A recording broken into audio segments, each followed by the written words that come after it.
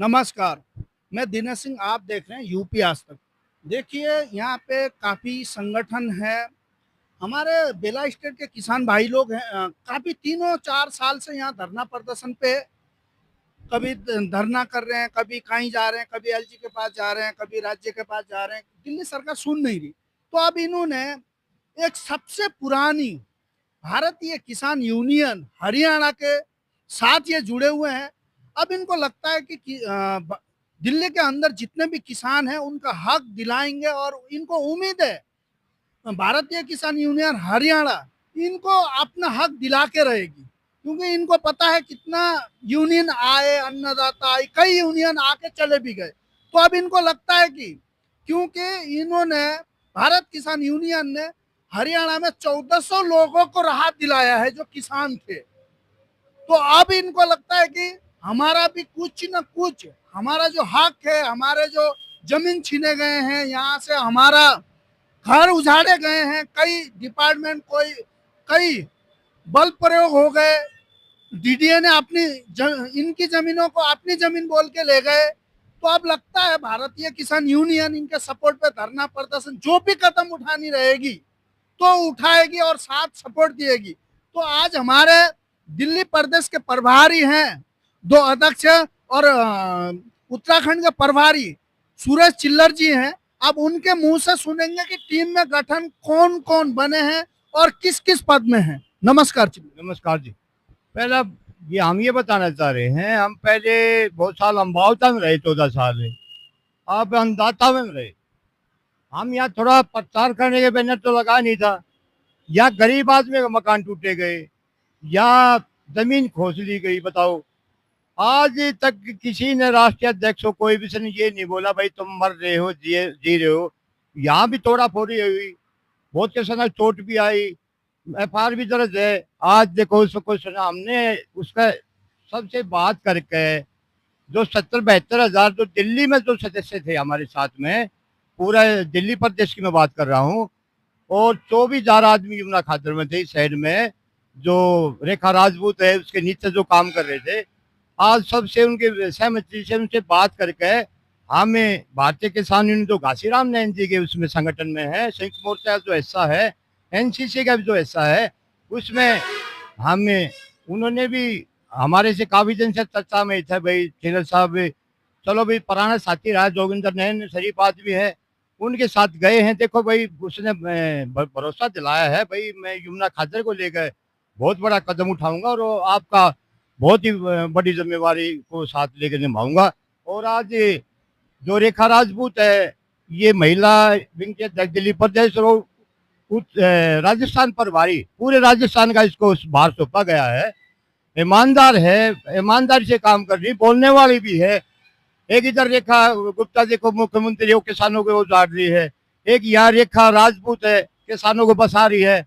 उनके साथ भाई सब प्रशासन है, योद्धा है। इसके साथ भाई श्याम जी का आशीर्वाद है, माँ भगवती आशीर्वाद है। देखो कौन सा पार जाएगा। तो भाई देखो हमने तो माँ भगवती पे आशीर्वाद है भाई, उनका सजा भाई हाथ भी रहेगा। और तो जैसे कमल भाई हैं, ये दिल्ली प्रदेश के चेयरमैन नियुक्त किए गए हैं। दिल्ली प्रदेश का पूरा चेयरमैन पद पद इनको दिया गया है। बबलू भैया है, उनको प्रदेश प्रवक्ता बनाया गया है। बबलू वो बद्री भैया है, मुख्य सलाहकार बनाया गया है। रणधीर राजपूत है, ये उपाध्यक्ष बनाया गया है दिल्ली प्रदेश को।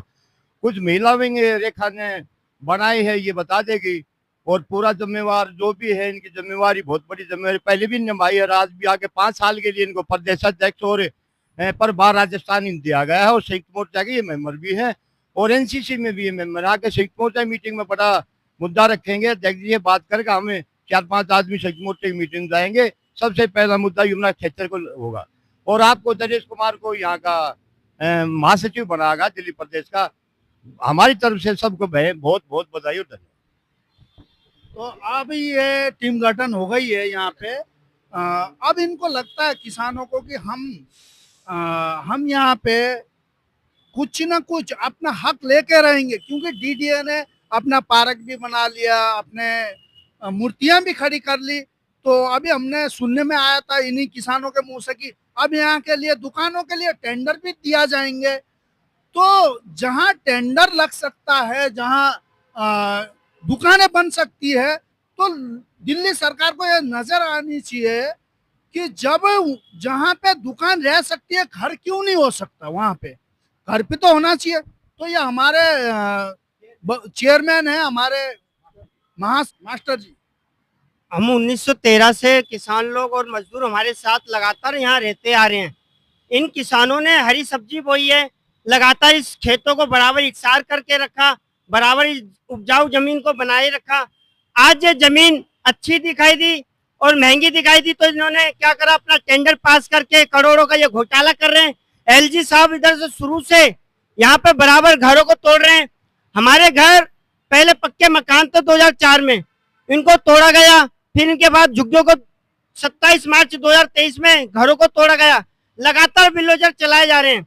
2 अप्रैल 2022 से लगातार धरना भी चल रहा है। पहले बल्लाभ भारती अध्यक्ष थे, उन पर विश्वास करा गया, उन्होंने बीच में हमारे को धोखा देके चले गए। फिर अन्नदाता जी पे भी भरोसा करा गया यूनियन पर, वो भी बीच में कई बार हमारे बीच में नहीं आए। जब घर टूटते हैं, जब वो नहीं आते, अब हमने भरोसा करा भारतीय किसान यूनियन हरियाणा पर। देखो वो बहुत पुरानी यूनियन भी है और सबसे पुरानी यूनियन भी है और मेहनती और ईमानदार भी यूनियन है। लेकिन हम अपने आप पे भी विश्वास रखते हैं।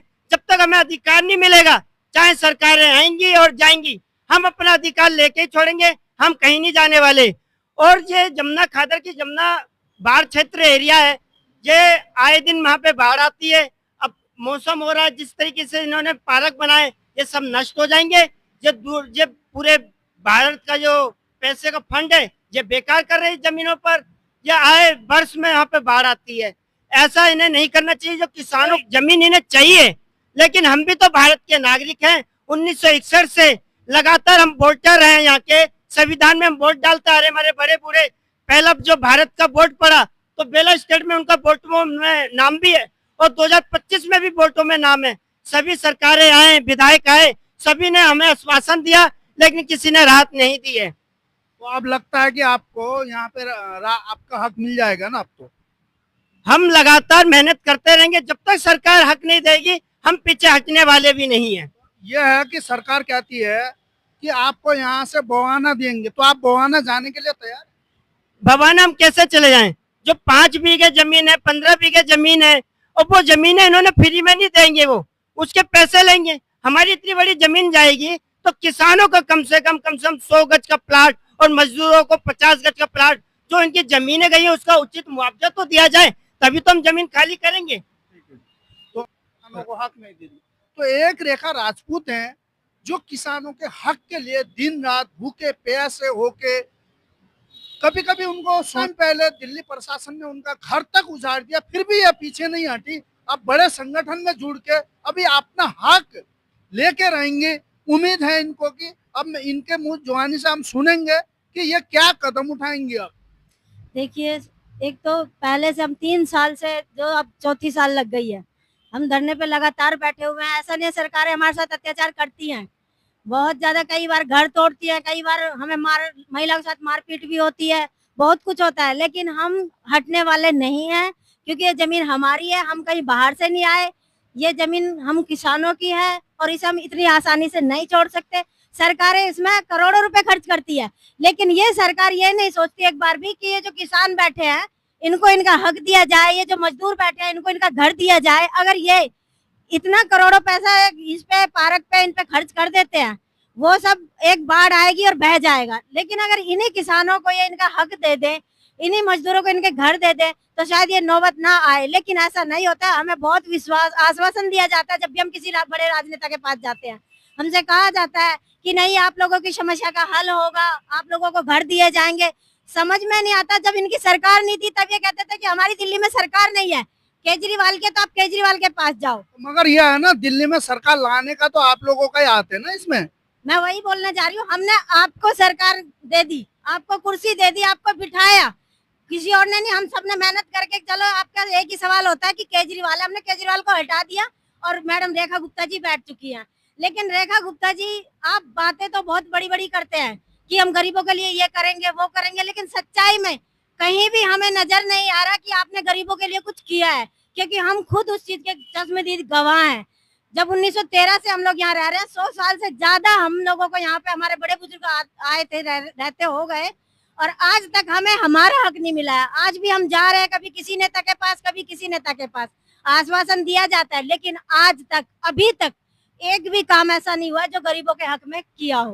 देखो अब यह है कि अब भी दिल्ली सरकार सुनेगी नहीं, तो आप क्या कदम?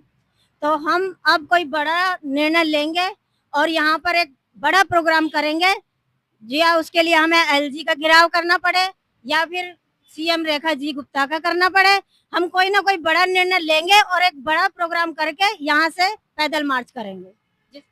ठीक है। अब यहाँ पे हमारे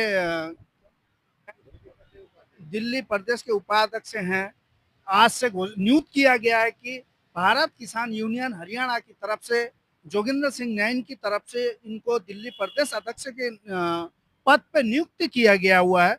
आज अब ये क्या कदम उठाएंगे, क्या कदम चालेंगे, क्योंकि कई संस्थाएं आई, कई संस्थाएं गई, कई राज्य आई, कई राज्य चले। लगता है हमारे मोदी जी कुछ ना कुछ कदम बढ़िया उठाएंगे और हमें यहाँ जहाँ हमारा जमीन है वो जमीन मिलेगा, वो घर मिलेगा। तो अब ये इनके मुंह जुबानी से सुनेंगे ये क्या कदम उठाएंगे और कहाँ तक जाएंगे और क्या निर्णय लिए। पहले तो मेरा नाम रणधीर राजपूत, और मैं सबसे पहले मीडिया का धन्यवाद करना चाहूँगा और जोगिंदर नैन जी का धन्यवाद करना चाहूँगा, क्योंकि उन्होंने हमारी समस्या को सुना और हमारी लड़ाई को लड़ने के लिए वो तैयार हुए। देखिए, हम लोग 1913 से भी पहले के बैठे हुए हैं, आज तक कई यूनियनें आई और उन्होंने हमारी लड़ाई को लड़ा, लेकिन हमारी समस्या का समाधान नहीं करवा पाए। तो हम जोगिंदर नैन जी पर विश्वास कर सकते हैं कि वो हमारी समस्या का समाधान करवाएंगे, क्योंकि उन्होंने हमें आश्वासन दिया है कि वो हर तरीके से हमारे साथ कंधे से कंधा मिलाकर हर तत्व पर खड़े होंगे, हर लड़ाई को हमारे साथ लड़ेंगे। आज तक जो यूनियन है, जब भी हमें उनकी जरूरतें पड़ी वो समय पर नहीं आई और हम अकेले लड़ते रहे तो हम कमजोर पड़ते हुए चले गए। लेकिन जोगिंदर जी का ये आश्वासन हमें हमारा एक मनोबल बढ़ाता है और एक साहस बढ़ाता है कि इस लड़ाई को हम दमदार तरीके से लड़ेंगे और अपना हक और अधिकार सरकार से लेकर रहेंगे। क्योंकि कहते हैं कि झुग्गी झोपड़ी क्लस्टर उन्हें बवाना नजरा दिया गया, लेकिन किसानों को हमेशा फंसाया जाता है। उन्हें कोई फ्लैट या कोई दूसरी जगह शिफ्ट नहीं किया जाता, उन्हें वहीं पर कहीं पर भी उनकी कॉलोनी काटी जाती है, कॉलोनी बसाई जाती है। इसी प्रकार से हमारे बेला स्टेट की भी एक कॉलोनी काटी जाए और बसाई जाए, क्योंकि कभी भी किसान को 10, 15, 12 गज नहीं दी जाती। किसान को इन्होंने 250 का 150 का जमीनें पहले भी दी है। आज ये दोहरा कानून क्यों कर रहे हैं? क्योंकि यहाँ के किसान कमजोर हैं, इनकी लड़ाई को किसी ने मजबूती से नहीं लड़ा, लेकिन हमें पूरा विश्वास है जोगिंदर नैन जी हमारी इस लड़ाई को एक मजबूती से लड़ेंगे और हमारी कॉलोनी यहीं बसवाएंगे और 100 से 150 गज के करीब हमें यहीं पे जगह दी जाएगी, हमारी कॉलोनी काटी जाएगी। तो अब से हमारे राष्ट्रीय किसान यूनियन के राष्ट्रीय अध्यक्ष जोगिंदर सिंह नैन जी से अनुरोध है कि इनकी आवाजों को सुना जाए और इनकी मांगों को संसद तक पहुंचा के इनकी मांग पर इनका जो भी अड़िक है, जो भी इनका मांग है, इनकी हक को दिलाया जाए। मैं ये उम्मीद करता हूं हमारे राष्ट्रीय अध्यक्ष जोगिंदर नैन जी इस पे खरे उतरेंगे और इस किसानों के हक दिला के रहेंगे। मैं संतोष सिंह के साथ, आप देख रहे हैं यूपी आज तक, मैं दिनेश सिंह, नमस्कार।